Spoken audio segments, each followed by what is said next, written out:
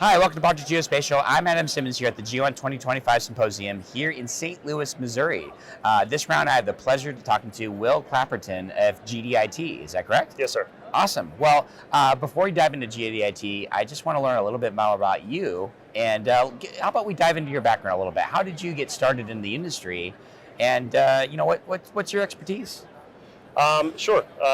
Will Clapperton, as you mentioned, I'm a business area vice president here in GDIT, responsible for our geospatial services and solutions portfolio. Been with the company about 15 years. I have actually been supporting some of our geospatial customers for my entire career. So dating back to 2005, my background from an academic perspective was just in information technology. So once upon a time, I was an engineer, an actual hands-on keyboard kind of guy before I got into more people management and program management. Just kind of one of my first jobs was supporting the geospatial services community.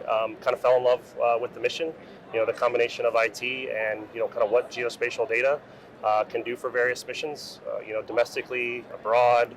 I've never gotten away from it. So that's kind of where my origins started there. That's awesome. Well, I mean, diving into the company a little bit, I think everybody knows a little bit about GDIT, but can you give us a little bit of brief, in your words, who are they?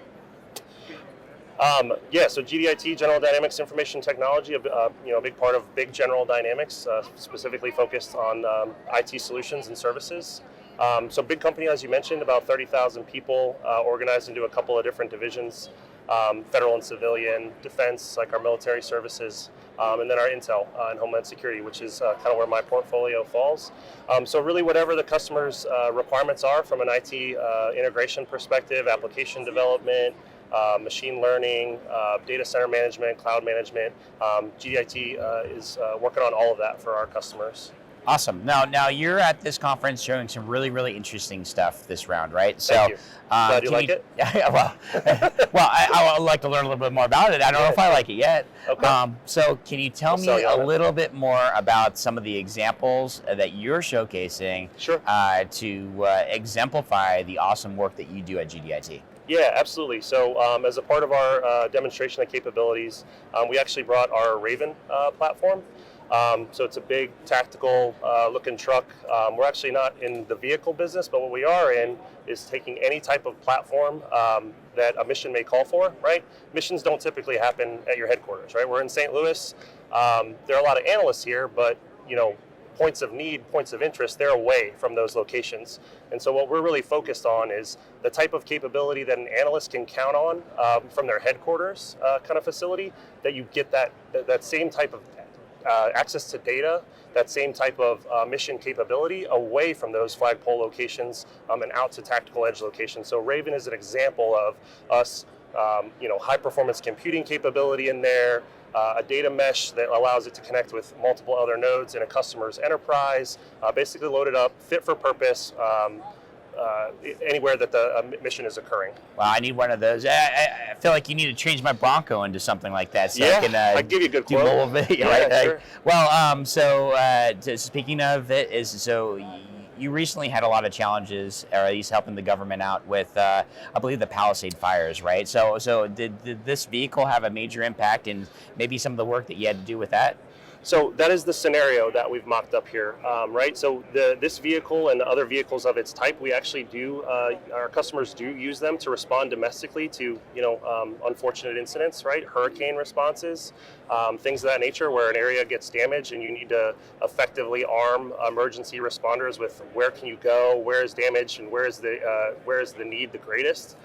So we have responded to these. What we did is we picked the Palisades scenario to show how a vehicle like this, how a platform like this and a capability like this could really aid in faster response. And so that's what we've mocked up is just kind of how that fire started and what it was affecting from an infrastructure perspective. Think you're going to, fire's going to run into cell phone towers. Communication is going to become more difficult. There are bodies of water, whether they're swimming pools, water towers, like where are the closest, like which roads are closed down. So these are all things that the vehicle can kind of quickly consolidate all that information and arm a first responder with, like, this is where I need to go. This is the safest way to provide help.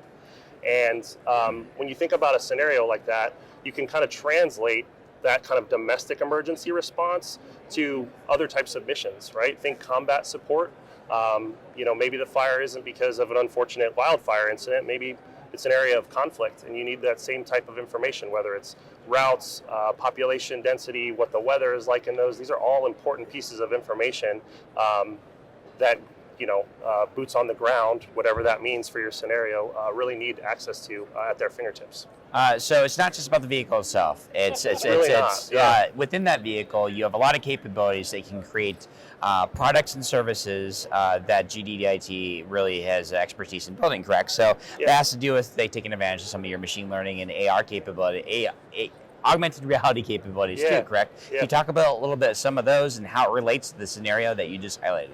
Yeah, absolutely. So, within the vehicle itself, we've got workstations and capability basically managing the situation live. What we also have sort of mocked up from a capability perspective is, all right, the immediate concern is mitigated, right? Fires are out, but now I've got to plan out, like, what am I going to do next to fully recover this situation? And so we've got a couple of capabilities over there with some overhead imagery data that's been loaded in there, and you can basically put a headset on and you can see the different data points that I was talking to you about, like, all right, where's my damaged cell phone tower? Where's my road that is closed? Where are these houses that really need our attention? Maybe we still need to evacuate some people out there. And you can put that on and immerse yourself in that whole landscape and kind of plan out your next steps.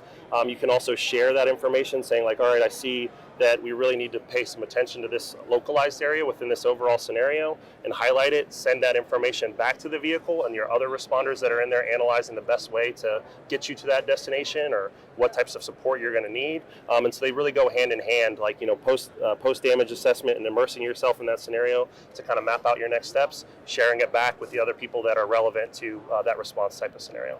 Perfect. Well, as we wrap up, I want to ask you one more question, Sure, yeah. and it really has to do with, is there anything that you would like our audience to know that maybe, something that you want them to know about GDIT that perhaps, people overlook?